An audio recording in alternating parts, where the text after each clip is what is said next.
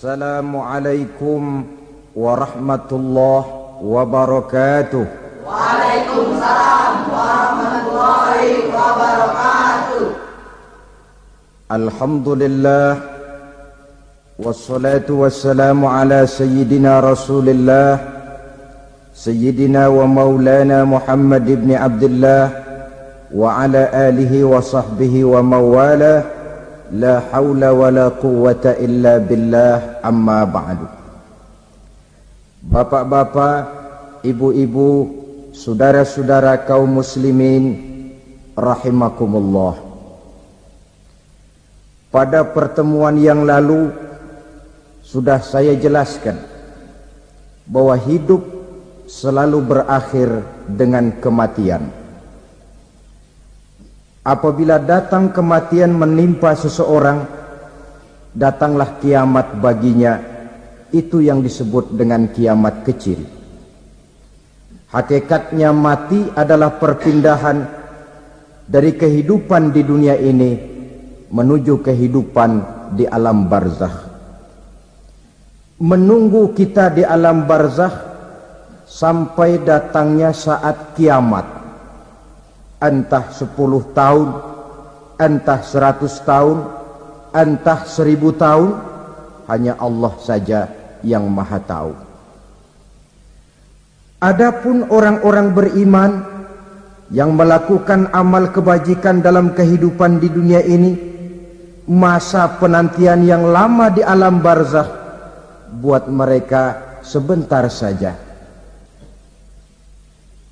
Tetapi bagi orang-orang kafir yang ingkar, yang tidak beriman kepada Allah, yang hidup di dunia cuma menumpuk-numpuk dosa, tentu penantian di alam barzakh akan merupakan waktu yang sangat lama.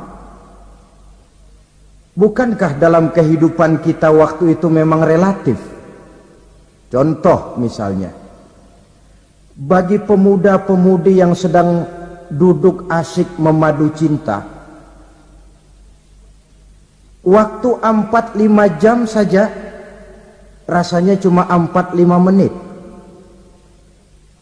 Tenggelam oleh keasikan.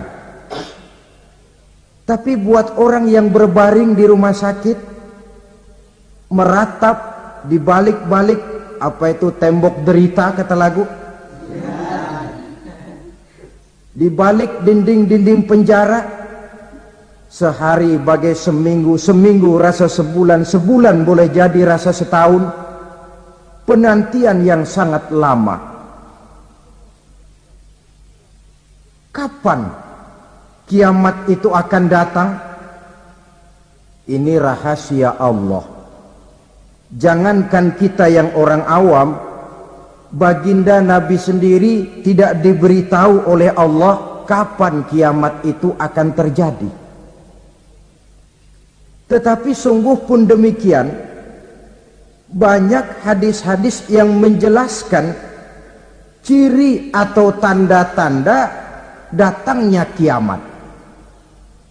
Nah, kalau sudah bicara soal tanda kiamat itu ada 2. Pertama yang disebut alamatus sughra, tanda-tanda kecil. Ini waktunya masih ada tenggang. Ada yang dinamakan alamatul kubra, tanda-tanda besar. Artinya kiamat sudah diambang pintu. Apa tanda-tanda kecil dari datangnya hari kiamat itu? Misalnya kata Nabi, apabila ilmu sudah diangkat oleh Allah, artinya apabila ulama sudah banyak wafat, minat orang belajar agama berkurang, lalu kebodohan nampak merajalela di mana-mana, zina dikerjakan secara terbuka, minuman-minuman keras jadi kebanggaan, itu termasuk di antara tanda-tanda kecil terjadinya hari kiamat. Apalagi misalnya iza waladatil ammatu rabbataha, apabila budak sudah melahirkan tuan. Apa maksudnya? Ada yang mentafsirkan apabila anak sudah bisa membudaki orang tuanya. Orang tua yang melahirkan dia, yang membesarkan dia, demi setelah si anak besar jadi orang berpangkat, bertitel, berharta, berkedudukan. Jadilah orang tua itu budaknya. Sehingga sering dibilang kalau orang tua kaya, anak jadi raja. Tapi kalau anak yang kaya, orang tua sering jadi budak. Apalagi munculnya fitnah yang bergelombang, timbul perang antara dua bangsa yang besar, waktu berjalan terasa sangat pendek sekali. Itu merupakan tanda di antara tanda-tanda kiamat. Termasuk di dalamnya sulit membedakan mana laki, mana perempuan. Kan kalau tanda-tanda kayak begini sekarang sudah banyak kita lihat kan. Ulama banyak wafat, penggantinya sulit. Zina dikerjakan berterang-terangan, minuman keras jadi kebanggaan. Banyak anak membudaki orang tuanya, sulit membedakan mana laki mana perempuan. Kadang-kadang dari belakang kita lihat perempuan bener, begitu kita colek nengok jenggotan.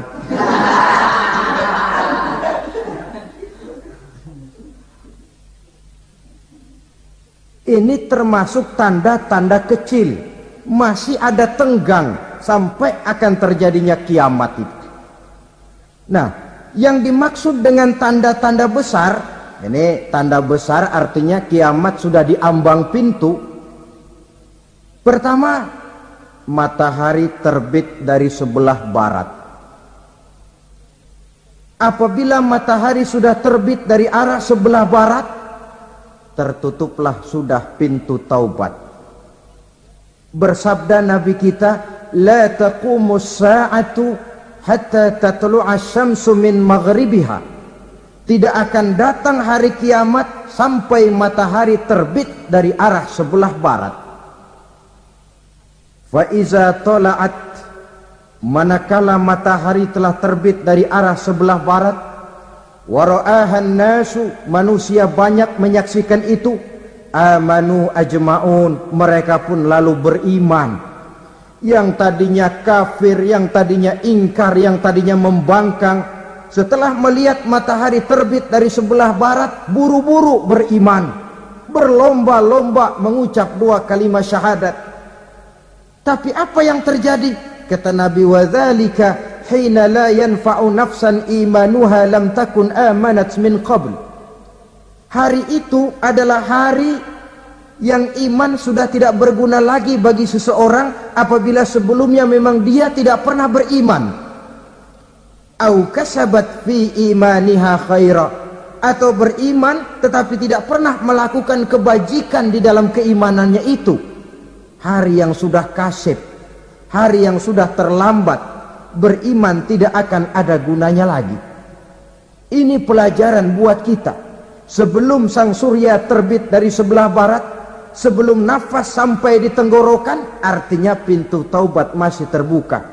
Kalau dua hal itu sudah terwujud, nafas sudah sampai di kerongkongan atau matahari sudah terbit dari arah sebelah barat, tertutuplah sudah pintu taubat.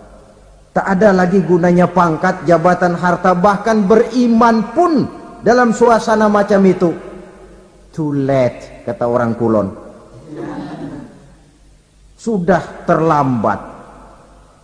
Matahari terbit dari arah sebelah barat.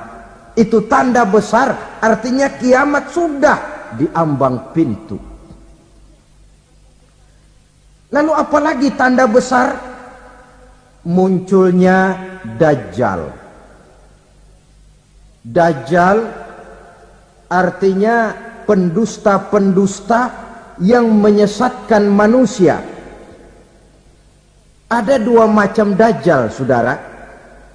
Ada Dajjal kecil. Ini Dajjal kelas teri. Kalau ini sejak zaman Rasulullah sudah ada itu. Tiap zaman ada. Di zaman Rasulullah misalnya ada yang bernama Aswad al-Unsi, dari Yaman.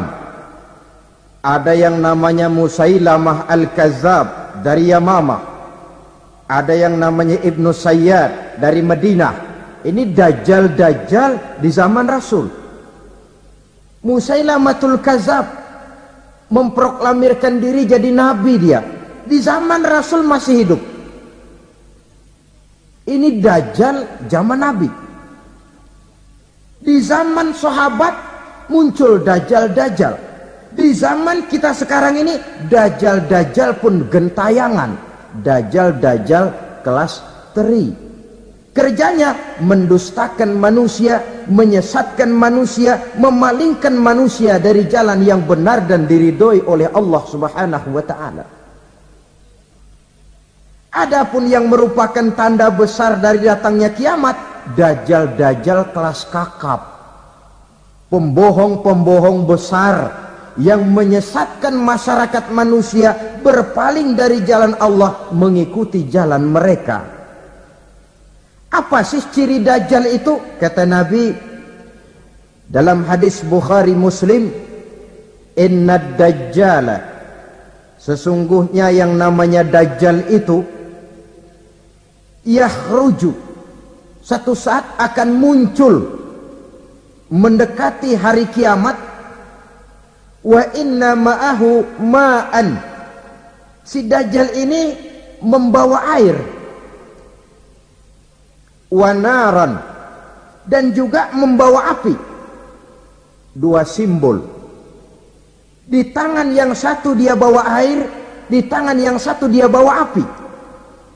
Wa ammal ladzi yarahu an-nasu ma'an fanarun, adapun yang orang banyak lihat air, hakikatnya adalah api. Yang dilihat api, hakikatnya adalah air.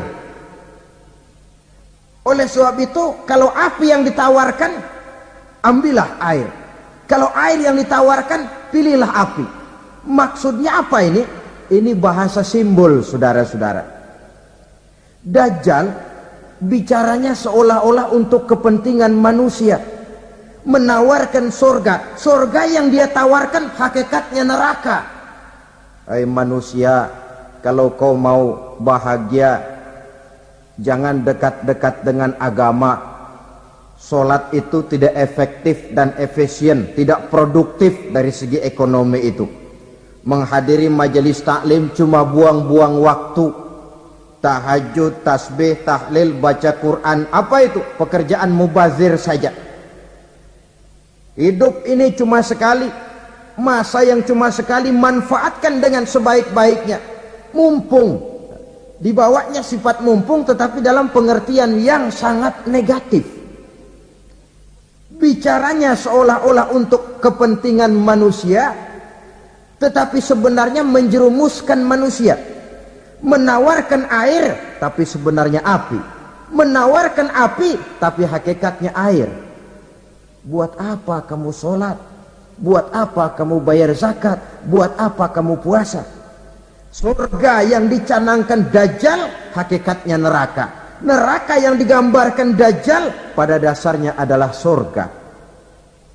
Jadi memutarbalikkan fakta itu kerjaan dajjal. Yang hak jadi batil, yang batil dibilang hak, yang benar jadi salah, yang salah malah jadi benar. Tuntunan disuruh jadi tontonan, tontonan malah menjadi tuntunan. Itu pekerjaan dajjal profesinya. Zamannya Nabi Adam, dajjalnya kan iblis. Betul? Betul. Apa sih gang kerayuan iblis itu? Allah setelah menciptakan Nabi Adam kan bilang, Adam, kau dan istrimu Hawa tinggal di surga ini. Seluruh fasilitas yang ada di surga persilahkan kau nikmati. Satu yang tidak boleh, jangan coba-coba dekati pohon khuldi. Dekat saja jangan, apalagi sampai memetiknya. Datang dajjal yang namanya iblis ini. Adam, kamu tahu nggak kenapa tidak boleh makan buah khuldi? Ya nggak tahu, pokoknya saya dilarang. Bodoh kamu Dam. Khuldun artinya kekal. Kalau kamu makan itu buah, kau akan kekal di surga buat selamanya. Allah tidak kepengen, maka dilarang kamu makan buah khuldi. Kalau kau ingin kekal di surga Adam, makan saja. Saya bicara begini ini untuk kepentingan kamu Adam. Ini kan ciri-ciri Dajjal. Bicaranya sih seolah-olah untuk kepentingan Nabi Adam, hakikat sebenarnya menjerumuskan Nabi Adam supaya ingkar dan melanggar larangan dari Allah Subhanahu wa ta'ala. Jadi setelah muncul Dajjal, timbul kekacauan-kekacauan di masyarakat. Banyak yang terpengaruh, terpedaya dan terpesona, termasuk mereka yang memproklamirkan diri jadi nabi, mereka yang memproklamirkan diri jadi rasul di zaman sesudah Rasulullah wafat. Itu adalah Dajjal. Maka saya ingatkan, kalau di zaman kita sekarang ini ada orang ngaku jadi nabi, ada orang ngaku jadi rasul, biar bahasa Arabnya kental, Quran hafal, hadis ribuan hadis hafal, biar pakai serban sampai menyengser ke tanah, bahasa Arabnya fasih, tapi dia mengaku jadi nabi, jadi rasul. Kita umat Islam wajib tidak percaya, wajib untuk tidak percaya. Itulah Dajjal zaman kita sekarang ini. Tidak mustahil mereka datang mempengaruhi orang-orang awam supaya berpaling dari Rasulullah, mengikuti mereka. Nah, di akhir zaman nanti mendekati hari kiamat, Dajjal ini muncul, Dajjal kelas kakap, menyesatkan masyarakat manusia untuk berpaling dari Islam, mengikuti seruan mereka. Apalagi di antara datangnya kiamat itu, tanda yang besar itu, turunnya Nabiullah Isa Al-Masih, putra Maryam. Menurut berbagai hadis yang sahih, Nabi Isa Al-Masih nanti akan turun lagi, tidak membawa risalah yang baru, tapi meluruskan risalah Islam ini yang telah banyak ditinggalkan oleh masyarakat. Bahkan ada hadis menjelaskan beliau akan membunuh Nabi, mematahkan kayu-kayu salib, lalu melaksanakan haji dan umrah mengikuti syariat Nabi Muhammad, bukan membawa agama baru. Menjadi semacam mujaddid, reformer, menyelamatkan manusia dari bisikan Dajjal. Bahkan ada riwayat yang menjelaskan bahwa Nabi Isa berhasil mengalahkan Dajjal, mengembalikan masyarakat manusia kembali kepada ajaran Islam yang datang dari Allah, dibawa oleh Rasulullah sallallahu alaihi wasallam. Dengan kata lain, turunnya Nabi Isa bukan sebagai nabi dan rasul baru, tetapi mengikuti syariat Nabi kita Muhammad sallallahu alaihi wasallam. Saudara hadirin, ibu-ibu hadirat yang saya hormati, kemudian apalagi di antara tanda-tanda besar akan datangnya kiamat itu? Keluarnya asap atau awan. Kata Nabi, inna min asyrati sa'ah dukhanan yamla'u ma bainal masyriqi wal maghrib. Di antara tanda-tanda kiamat, munculnya awan atau asap yang memenuhi antara langit dan bumi. Ini pun diperkuat dalam surah Ad-Dukhan ayat 10. Fartaqib yauma ta'tis sama' bidukhanim mubin fayughshan nas hadza azabun alim. Bagi orang-orang yang beriman, mereka biasa-biasa saja. Tapi bagi orang kufur, datangnya asap dan awan ini merupakan azab yang kelewat pedih. Barangkali sedikit mendekati gambaran tentang azab yang pedih ini, saya ingatkan alam pikiran kita kepada peristiwa yang belum lama terjadi. Pernah dengar berita bocornya reaktor nuklir di Chernobyl, Uni Soviet? Pernah dengar? Bocornya reaktor nuklir di Chernobyl yang mengakibatkan ratusan bahkan sangat mungkin ribuan nyawa. cuma satu reaktor. Bagaimana kalau seluruh cadangan nuklir yang dimiliki oleh para negara adik kuasa ini diledakkan? Bahkan yang konon menurut catatan, cadangan nuklir yang dimiliki bersama oleh Amerika dan Rusia sekarang ini sudah sanggup memusnahkan 6 miliar manusia. 1,5 kali lebih banyak dari jumlah manusia yang nongkrong di permukaan bumi ini. Saudara-saudara hadirin yang saya hormati, lalu saat mendekati hari kiamat, apalagi tandanya? Setelah Nabi Isa wafat, pada saat turunnya yang kedua kali, lalu Allah meniupkan angin sejuk. Semua orang-orang beriman, orang-orang baik wafat, sehingga penghuni bumi ini cuma tinggal lagi terdiri dari orang-orang kafir.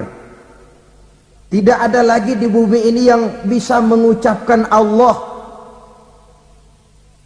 Sehingga dalam hadis qudsi itu ada keterangan, Innallaha azza wa jalla yaqulu li Israfil. Allah pernah pesan kepada malaikat Israfil, kata Allah, Israfil, iza sami'ta qailan yaqul Allah Allah fa akhirin nafkhah 40 sanatan ikraman liqailiha. Hai Israfil, apabila kau dengar di permukaan bumi masih banyak orang yang mengucapkan Allah Allah, maka tunda sangkakala kiamat itu 40 tahun. Untuk apa? Ikraman liqailiha, menghormati orang yang mengucapkan Allah Allah itu. Wah, jadi karena sekarang masih banyak yang mengucapkan Allah, besar hatilah kita, masih jauh kiamat itu. Tapi jangan lupa, kiamat pribadi, kiamat kecil itu yang gak kita sangka-sangka. Ajal datang mencabut nyawa, itu kiamat pribadi. Dan itu yang pasti kita hadapi, dan itu yang membuat kita tidak boleh bersikap main-main di dalam kehidupan sekarang ini. Saudara hadirin yang saya hormati, tidak ada lagi orang-orang muslim. Seluruh penduduk dunia ini kafir. Lalu terciptalah struktur sosial yang berlandaskan prinsip hidup semau gue. Bakal terjadilah prinsip di mana yang kaya menyantap yang miskin, yang kuat menindas yang lemah. Hidup sudah bagaikan di rimba belantara, berlaku hukum rimba. Siapa yang kuat dia yang menang, siapa yang lemah menjadi mangsa. Timbul kekacauan, maksiat merajalela, munkarat menjadi-jadi, sehingga isi bumi ini penuh dengan segala macam perbuatan dosa. Tidak ada perlunya lagi alam diperpanjang temponya. Datang saat yang sudah dijanjikan oleh Allah Azza wa Jalla, maka terjadilah yang disebut kiamat kubra, kiamat besar, kiamat hancur-hancuran. Bagaimana kejadian ini dimulai?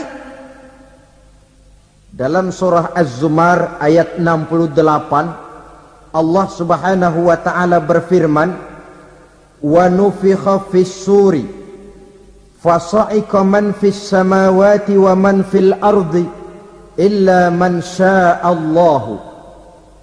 Maka manakala ditiuplah sangkakala, terkejutlah seluruh yang ada di langit dan seluruh yang ada di bumi. Bila saat kiamat datang, Allah perintah malaikat Israfil, Israfil, tiup sangkakalamu. Ditiuplah sangkakala oleh malaikat Israfil. Yang akibat daripada tiupan itu, seluruh yang ada di langit, seluruh yang ada di permukaan bumi terkejut. Yang ada di langit siapa? Malaikat kan. Bayangin aja kalau malaikat kaget, apalagi kita.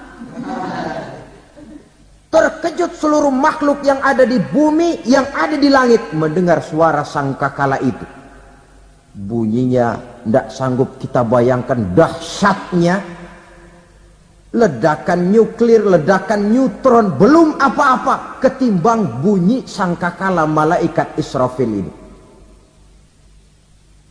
Nah, lalu mendengar bunyi sangkakala ini, gemparlah makhluk, kacaulah alam.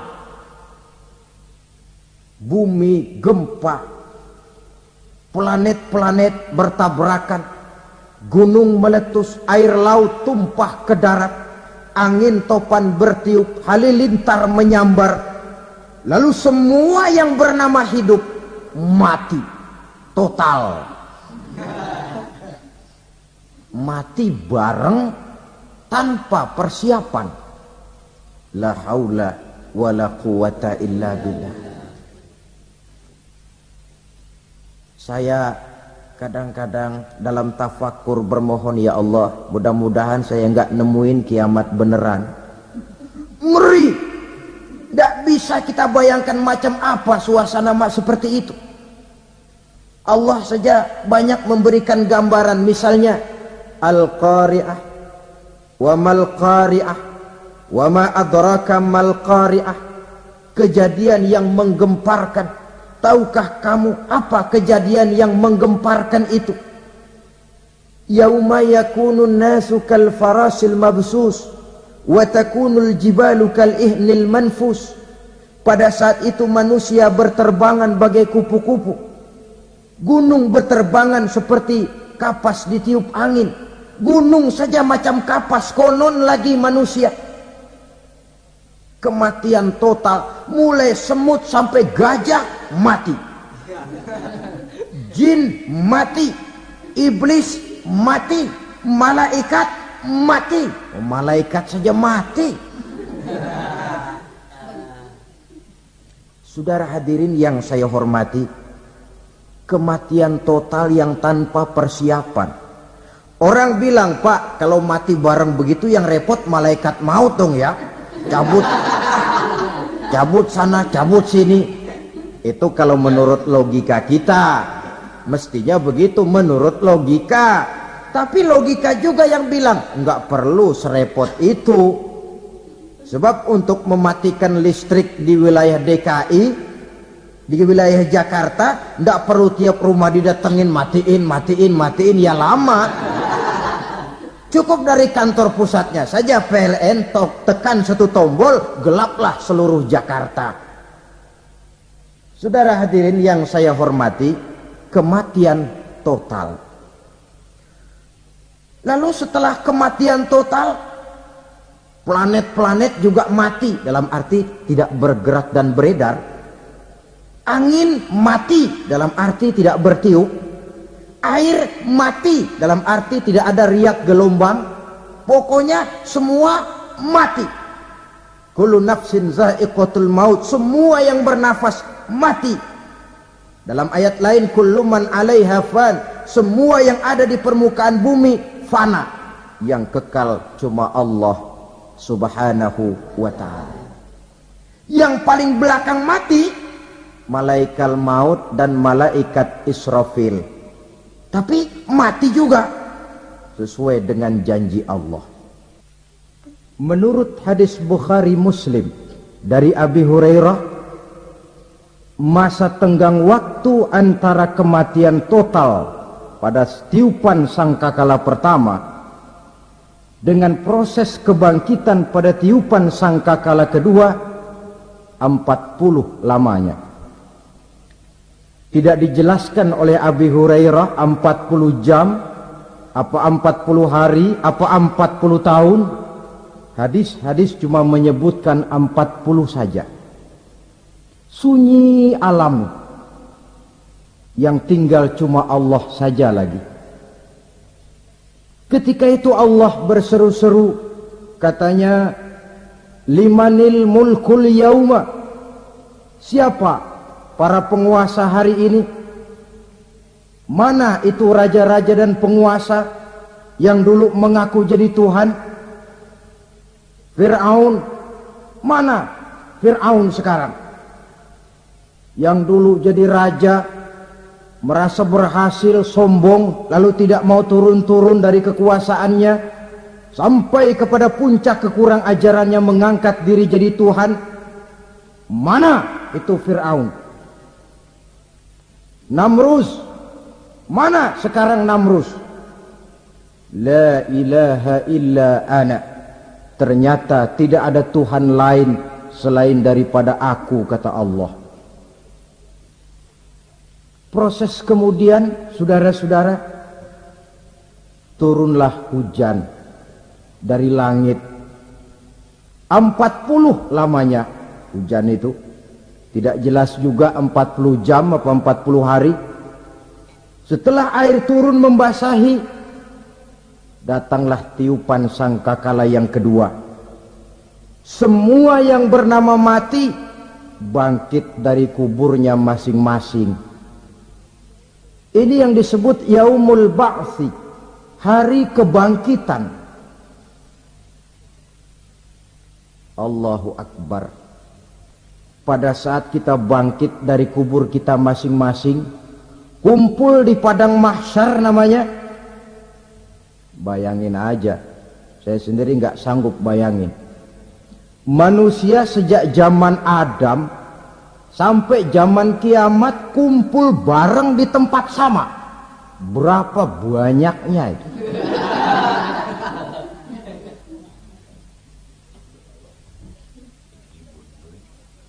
Dan yang luar biasa menurut satu riwayat, pada saat bangkit itu, Masya Allah, roman muka kita berubah, disesuaikan dengan amalan kita waktu di dunia ini. Barang siapa yang waktu di dunia amalannya itu amalan tikus, di akhirat nanti dia bangkit dari kubur, mukanya seperti muka tikus. Gagah betul badannya, tapi mukanya seperti tikus. Kenapa? Amalannya waktu di dunia seperti amalan tikus. Apa amalan tikus itu? Suka ngegeragoti barang yang sudah disimpan rapi-rapi. Orang sudah simpan uang rapi-rapi, simpan perhiasan rapi-rapi, digeragoti oleh tikus. Maling-maling, pencoleng-pencoleng, koruptor-koruptor, itu nanti di akhirat nanti kita lihat mukanya seperti muka tikus. Oh, ini waktu di dunia suka nyolong, mukanya seperti muka tikus. Barang siapa yang waktu di dunia ini amalannya itu amalan macan, dia akan bangkit nanti mukanya seperti muka macan. Apa amalan macan? Macan itu amalannya menang-menangan. Orang yang mau menang saja, nggak mau mengalah. Coba lihat di hutan. Kenal hutan nggak? Di hutan, raja hutan di mana-mana pasti macan. Betul kan? Betul. Padahal hutan belum pernah bikin pemilihan umum. Tapi macan tidak peduli ada pemilihan umum apa tidak, pokok saya raja. Sebab apa? Macan jadi raja itu bukan karena benar, tapi karena kuat jadi raja. Setelah dia jadi raja, rakyat hutan yang mesti dilindungi malah dimakan oleh raja macan. Kambing rakyat hutan dimakan oleh macan. Ayam rakyat hutan dimakan oleh macan. Itu nanti kita lihat di akhirat itu mukanya seperti muka macan, gagah betul. Lalu barang siapa yang di dunia ini amalannya itu seperti amalan anjing, nanti dia punya muka seperti muka anjing. Apa amalan anjing? Pertama, anjing itu kalau disuruh jaga rumah, dia tidak bisa membedakan mana maling, mana tamu. Biar yang datang maling, kalau bawa tulang, anjing kalem. Yang kedua, anjing itu akan setia kepada siapa saja yang memberinya roti. Siapa yang memberinya roti, itulah majikannya. Apa kata majikannya pasti dia laksanakan. Soal benar atau salah dia tidak peduli. Setelah anjing dapat roti, dia tidak punya pilihan lain kecuali bilang, abdi mah kumaha juragan wae ayeuna mah.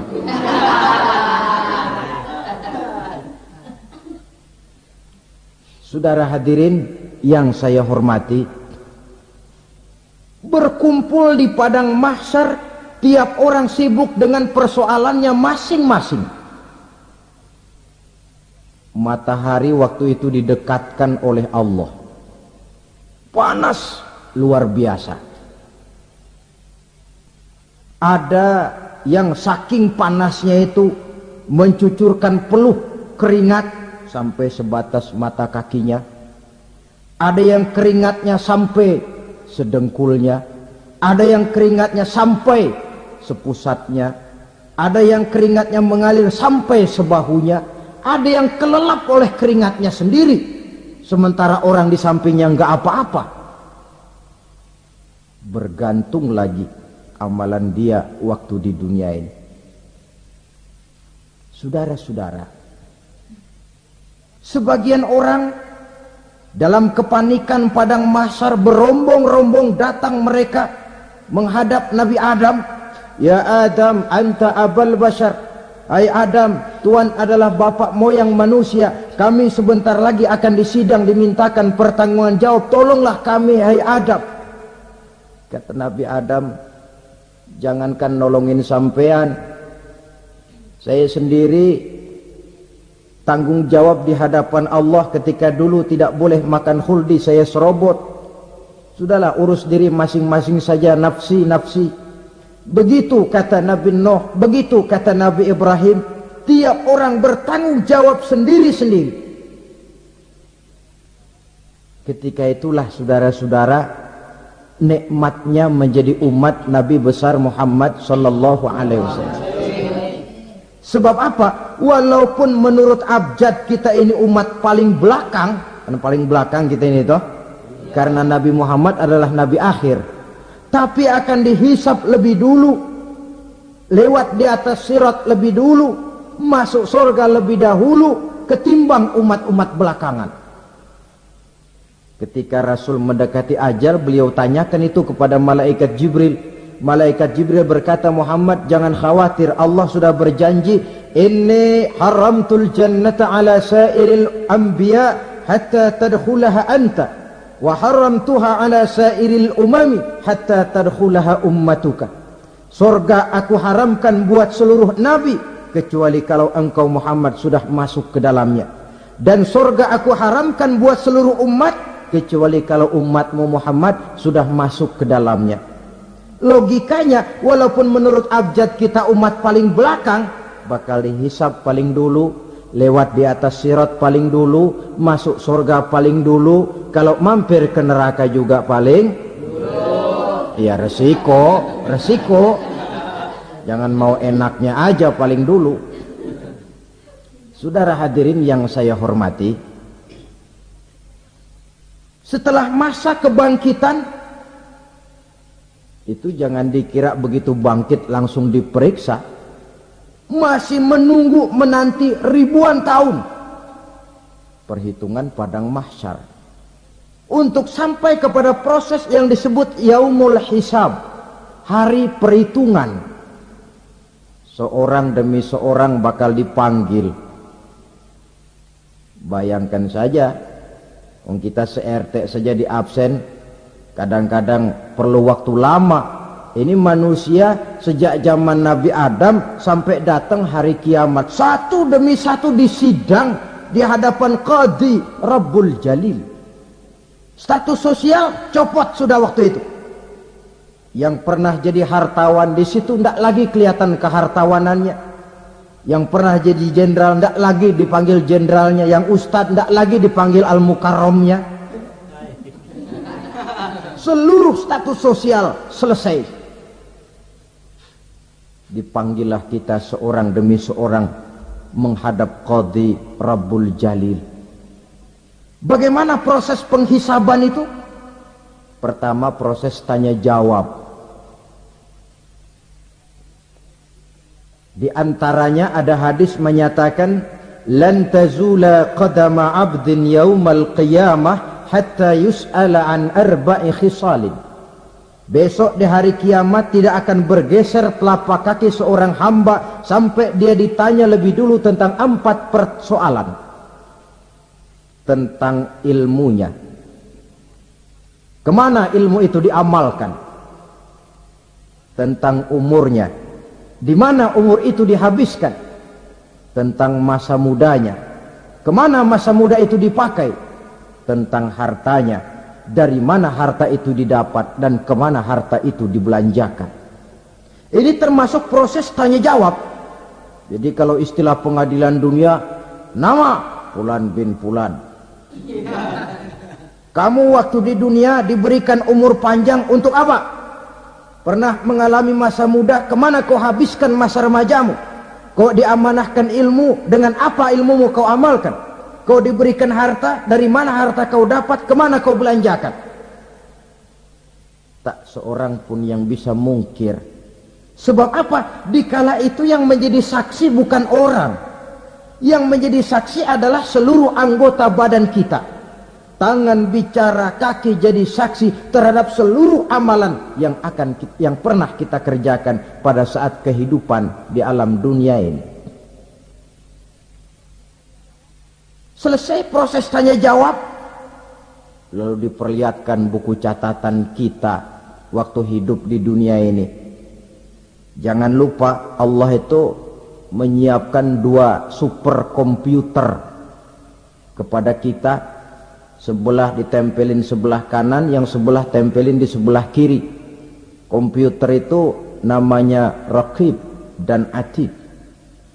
2 malaikat yang apabila baik kita lakukan, refleks saja akan menulis kebajikan kita. Jahat kita kerjakan, akan tertulis. Catatan itu nanti diperlihatkan kepada kita. Waduh, alangkah malunya pada saat diperlihatkan catatan kita, buku rapot kita merah melulu. Barangkali diperiksa sambil diomelin, brengsek lo. Buku merah melulu begini, bagaimana waktu hidup di dunia? Tidak cukup diperlihatkan buku catatan kehidupan, rekaman kehidupan. Rekaman kehidupan kita secara utuh sejak terlahir sampai ajal datang merenggut nyawa. Barangkali mirip dengan video sekarang ini, di mana terekam dengan baik seluruh kegiatan kita, sejak yang sekecil-kecilnya sampai kepada yang sebesar-besarnya. Untuk kemudian kita pun menerima balasan. In khairan fa khairun wa in syarran fa syarrun. Kalau baik ya baik balasannya, kalau jahat ya jahat juga balasannya. Catatan-catatan kita diberikan. Kalau banyak kebajikannya diberikan di tangan kanan dengan cara yang halus. Kalau banyak kejahatannya diberikan dari sebelah kiri atau dilempar dari belakang. Itulah sebabnya sejak di dunia ini kita sudah mohon kepada Allah. Ketika berwudu membasuh tangan kanan, apa kita bilang? Allahumma a'tini kitabi biyamini wa hasibni hisaban yasira. Ya Allah, berikan saya kitab di tangan kanan, dan kalau saya memang perlu dihisap, hisaplah saya yang seringan-ringannya. Tangan kiri berlindung kita kepada Allah, jangan sampai diberikan kitab di tangan kiri atau dari arah sebelah belakang. Wa a'udzubika an tu'tiya kitabi bishimali aw min wara'i zuhri, dari arah sebelah belakang. Na'udzubillah min dzalik. Setelah selesai lewat proses penghisaban, lewat mizan, timbangan, maka yang sudah selesai dihisab itu bergeraklah menuju sirat, jembatan yang terbentang menuju surga melalui neraka. Saudara-saudara, panjangnya perjalanan sirat itu memakan waktu ratusan tahun. Tetapi orang yang lewat di atas sirat pun macam-macam, bergantung amalannya ketika di dunia ini. Ada yang lewat di atas sirat itu kal barqil khatib, seperti kilat yang menyambar, lep, sudah sampai dia di surga. Cepat bukan main. Ada yang lewat di atas sirat itu seperti orang lari-lari.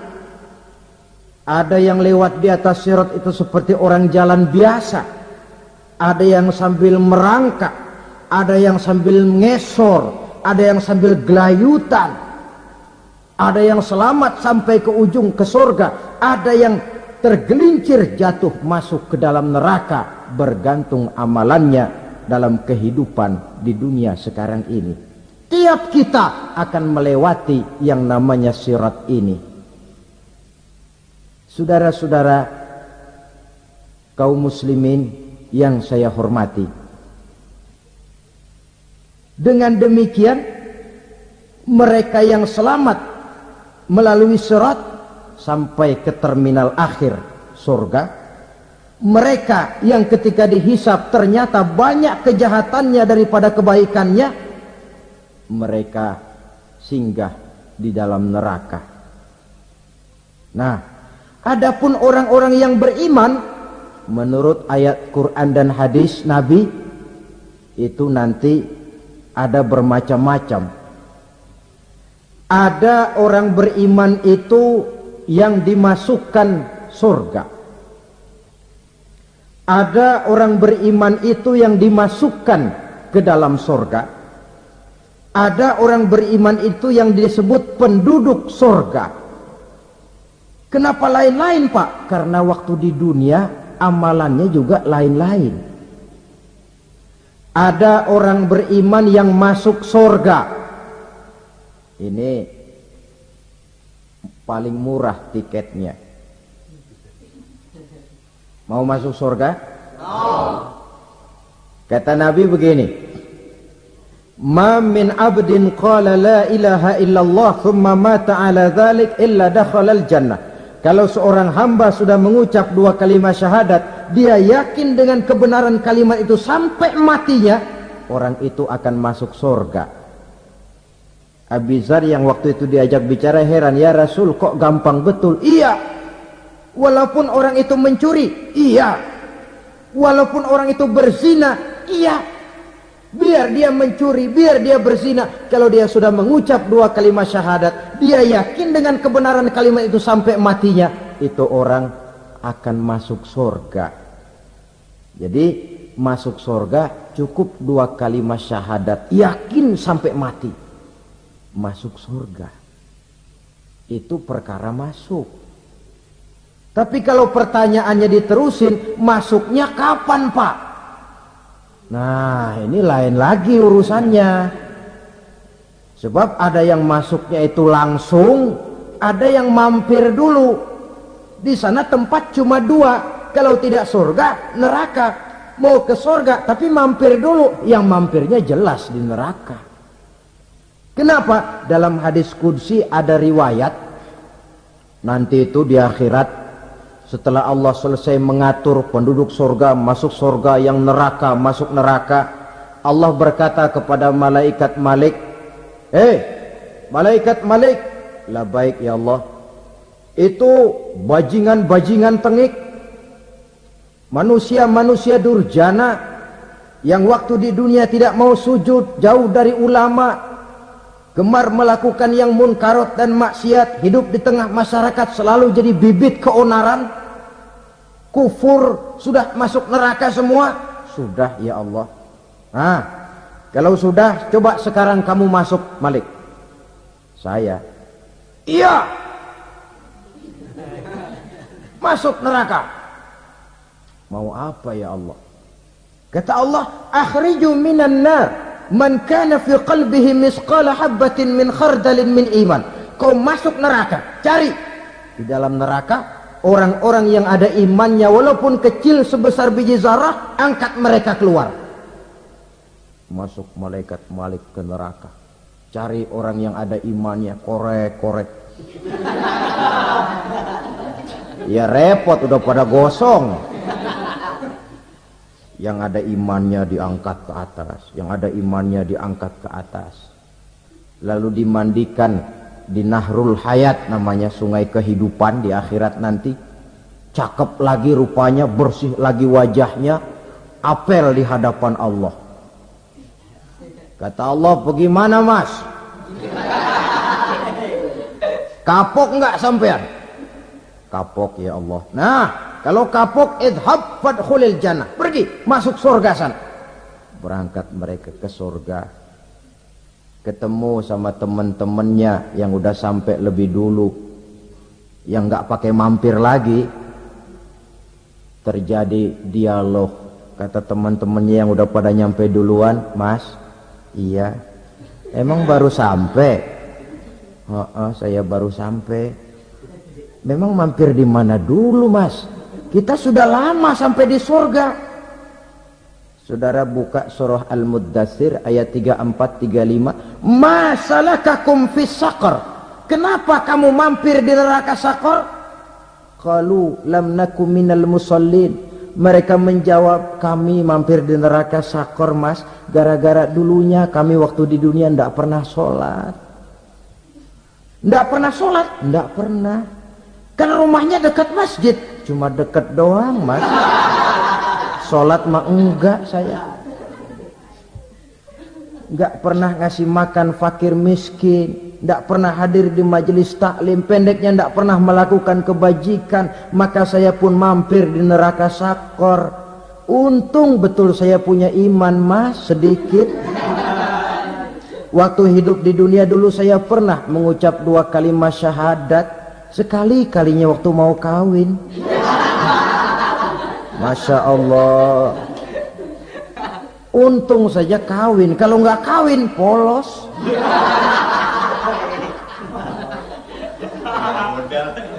Itu juga pengulu sudah setengah mati ngajarin. Asyhadu alla, asyaduaan, asyaduaan.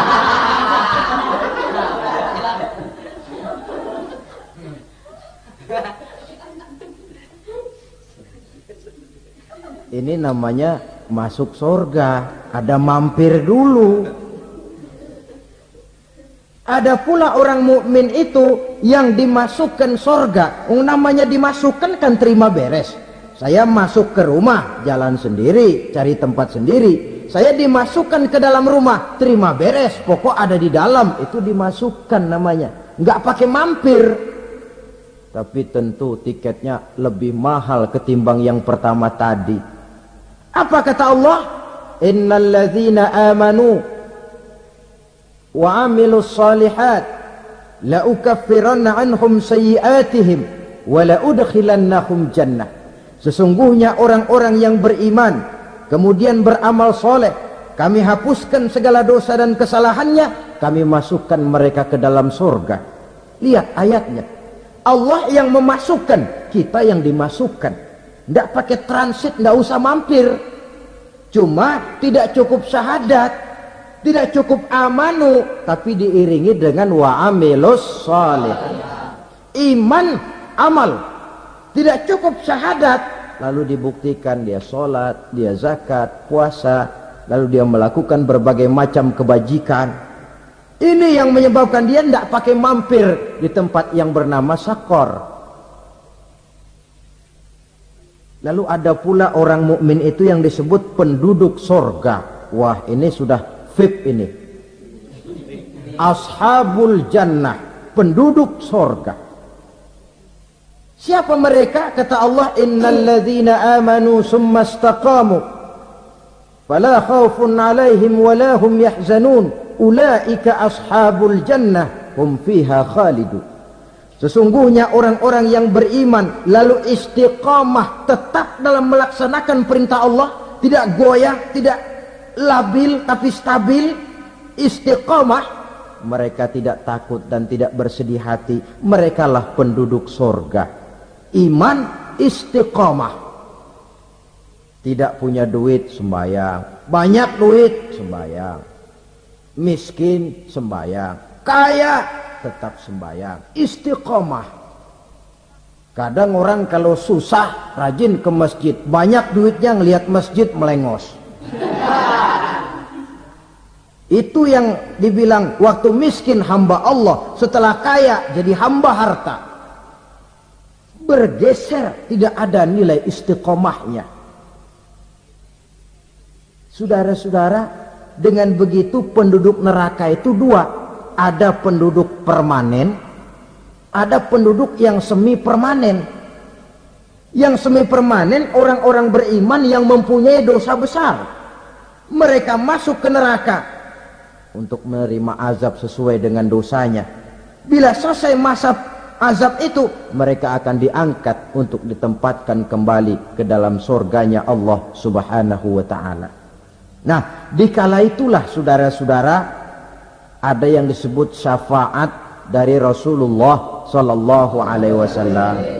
Tapi tentu jangan lupa, syafaat ini ibarat kain menambal dia. Kita punya kain bolong-bolong sedikit, syafaat yang menambal. Solat kita ada kurang dikit, sedekah kita ada campur riak dikit, amalan kita ada tidak karena Allah dikit, kita berharap syafaat. Jadi biarlah kain masih bolong-bolong, yang penting punya kain. Tapi kalau kainnya tidak ada, yang ditambal apanya? Solat tidak, puasa tidak, zakat tidak, berharap syafaat saja. Ya, terlalu berlebihan itu. Saudara hadirin yang saya hormati, apabila selesai proses penghisaban, proses penghitungan, maka dikala itulah manusia terbagi dalam dua kelompok besar. Fariqun fil jannah wa fariqun fis sa'ir. Sekelompok orang-orang beruntung yang masuk ke dalam surga, dan sekelompok lagi masuk ke dalam neraka. Akan memakan waktu untuk menceritakan sifat surga dan neraka, tapi insya Allah pada kesempatan pertemuan lain saya sampaikan. Namun sebagai gambaran umum cukuplah saya sampaikan sebuah hadis qudsi. Allah jelaskan, a'dadtu li'ibadiyas salihin ma la aynun ra'at wa la uzunun sami'at wa la khatara fi qalbil bashar. Aku sediakan buat hamba-hambaku yang soleh, yang tidak pernah terlihat oleh mata, tidak pernah terdengar oleh telinga, dan belum pernah terdetik dalam hati manusia. Jadi kenikmatan surga belum pernah dilihat mata, belum pernah didengar telinga, belum pernah terdetik dalam hati. Pedihnya azab neraka belum pernah terlihat mata, belum pernah terdengar telinga, belum pernah terdetik dalam hati. Saudara hadirin yang saya hormati, oleh karena itu, sebagai uraian akhir daripada kiamat ini, marilah sama-sama kita memanfaatkan hidup dengan sebaik-baiknya.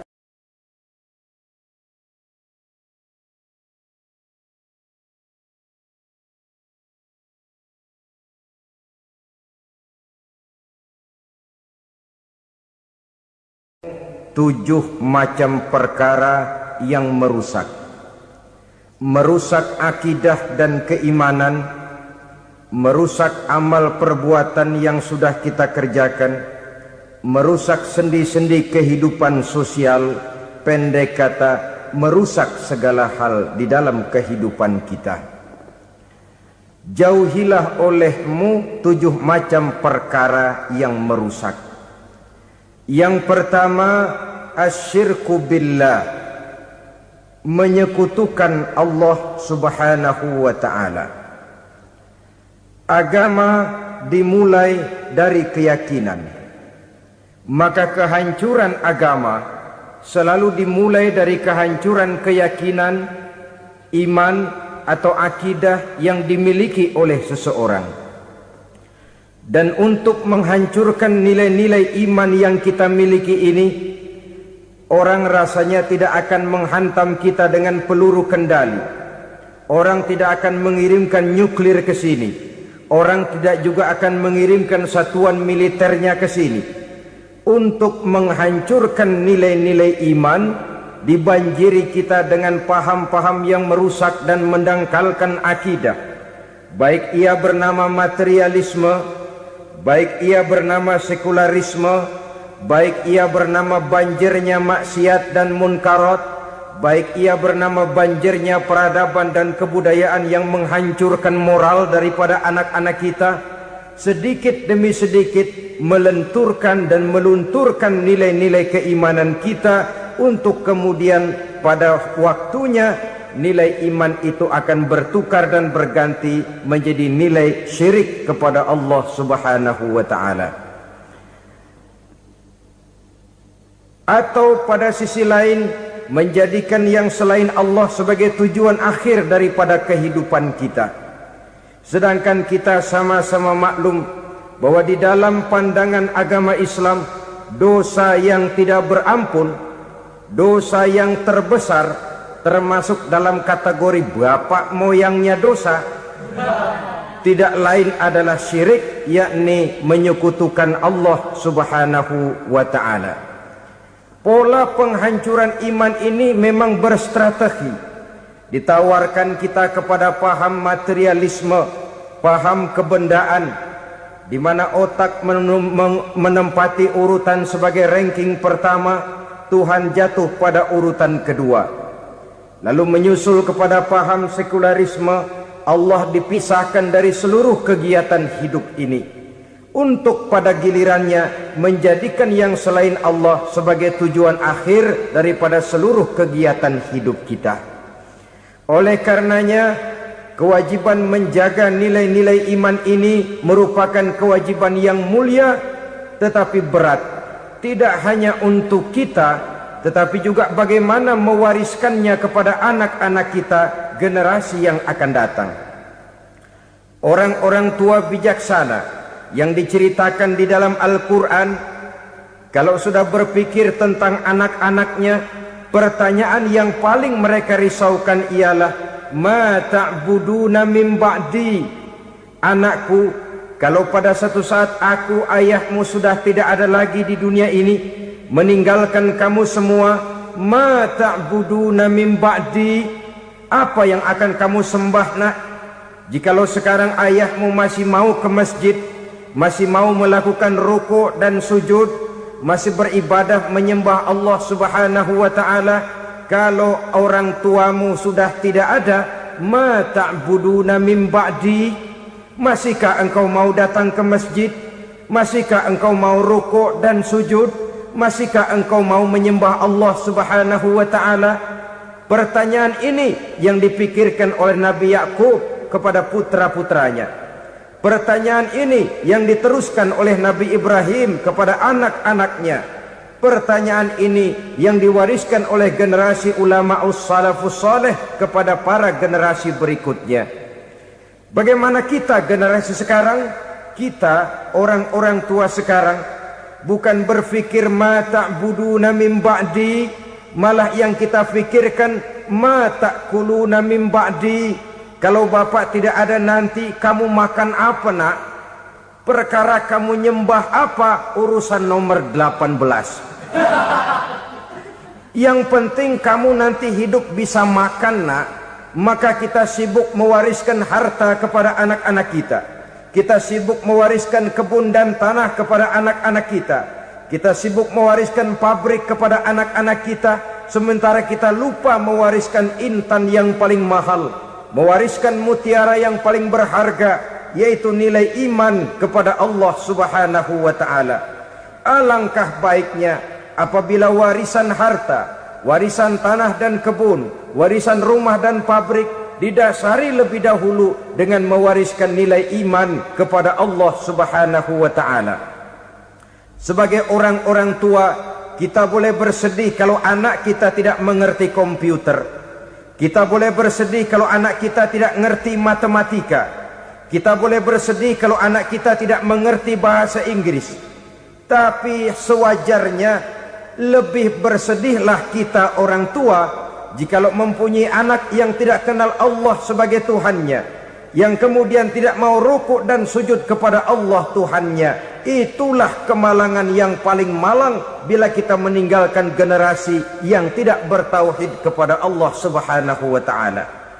Betapapun anak kita tidak ngerti komputer, saudara, paling-paling kerugiannya cuma kerugian dunia.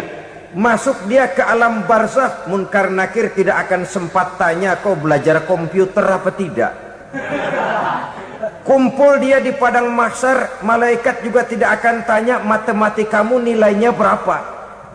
Yang ditanya, kau kenal Allah, kau rukuk dan sujud kepadanya, kau pernah datang ke masjid. Oleh karena itu sekali lagi, menjaga nilai iman tidak hanya untuk kita, tetapi juga mewariskannya kepada anak-anak kita, generasi yang akan datang. Sungguh kemalangan yang paling besar apabila kita meninggalkan anak-anak kita. Mereka kita tinggalkan lemah ekonominya, itu tidak baik. Mereka kita tinggalkan lemah otaknya, itu pun akan membuat mereka tertinggal oleh yang lain. Tapi yang paling celaka, jikalau kita tinggalkan mereka dalam kondisi lemah imannya, rapuh akidahnya, tidak baik dan tidak betul keyakinan hidupnya. Oleh karena itu Nabi berpesan, jauhilah 7 perkara yang merusak. Yang pertama, syirik kepada Allah subhanahu wa ta'ala. Menyekutukan Allah baik dalam ucapan, dalam keyakinan, ataupun dalam perbuatan. Ini perkara pertama yang termasuk 7 perusak besar di dalam kehidupan. Kalau sudah jatuh kita ke lembah syirik, bagaimanapun banyak kebaikan yang kita kerjakan, berjiwa sosial, bertangan pemurah, gemar menolong orang lain, kalau memang dasarnya syirik, maka seluruh kebaikan kita akan hancur, tidak akan ada nilainya dalam pandangan Allah subhanahu wa ta'ala. Dalam pandangan manusia, mungkin kita dicatat sebagai orang sosial, gemar menolong orang lain, tidak berpangku tangan melihat orang yang mendapat kesulitan. Tapi oleh karena dasarnya syirik, dasarnya tidak mentauhidkan Allah, maka seluruh nilai kebaikan yang kita kerjakan tidak akan ada nilainya dalam pandangan Allah subhanahu wa ta'ala. Maka jagalah iman kita, jangan sampai dihinggapi penyakit syirik yang bagaimana kecilnya sekalipun. Sekali lagi, baik syirik dalam bentuk ucapan, syirik dalam bentuk keyakinan, sampai kepada syirik dalam bentuk perbuatan, kita berhindar kepada sifat-sifat yang sedemikian itu. Karena apa? Dalam satu ayat Quran Allah subhanahu wa ta'ala menjelaskan, innallaha la yaghfiru ayyushraka bih wa yaghfiru ma duna dzalika liman yasha. Allah tidak akan memberi ampun kepada orang-orang yang menyekutukannya, tapi Allah masih mau memberikan ampun kepada dosa-dosa yang selain itu bagi orang-orang yang dikehendakinya. Dosa selain syirik, apabila kita bertaubat, Allah masih mau mengampuni. Tapi kalau sudah jatuh ke tempat syirik, itu sudah dosa yang tidak berampun. Taubatnya tidak lain melepas syirik, kembali kepada tauhid, berkeyakinan bahwa hanya ada Allah subhanahu wa ta'ala, Tuhan satu-satunya, yang lam yalid walam yulad walam yakul lahu kufuwan ahad. Tidak beranak, tidak pula diperanakkan, dan tidak satupun yang dapat menyerupai Tuhan Allah subhanahu wa ta'ala. Saudara-saudara kaum muslimin rahimakumullah, bahwa kita di zaman sekarang memang tidak menyembah berhala, ya. Bahwa kita tidak berterang-terangan mengatakan Tuhan lebih dari satu, memang. Bahwa kita tidak berkeyakinan Tuhan itu punya anak atau diperanakkan, tentu. Tapi dalam perbuatan dan i'tiqad, kita kadang-kadang jatuh tanpa kita sadari ke tempat yang bernama syirik ini. Oleh karenanya, di zaman di mana teknologi makin canggih, di mana kemajuan pembangunan makin menjangkau berbagai aspek kehidupan, diperlukan keseimbangan antara kemajuan fisik material dengan kemajuan mental spiritual. Apabila tidak ada keseimbangan, yang terwujud tentulah kepincangan, yang diawali dengan pincangnya cara kita berpikir, sehingga pada akhirnya akan mengarah kepada pincangnya cara kita berbuat dan bertindak di dalam kehidupan kita. Oleh karena itu Nabi berpesan, jauhilah sifat syirik, karena syirik merupakan dosa yang teramat besar. Ini sifat merusak yang pertama. Yang kedua, kata Nabi, wasihra, jauhilah sihir. Sihir ini juga termasuk perkara yang merusak kehidupan. Kita semua sama-sama maklum bahwa sihir sebenarnya bukan persoalan baru. Sejak sebelum datang Islam, sihir itu sudah ada.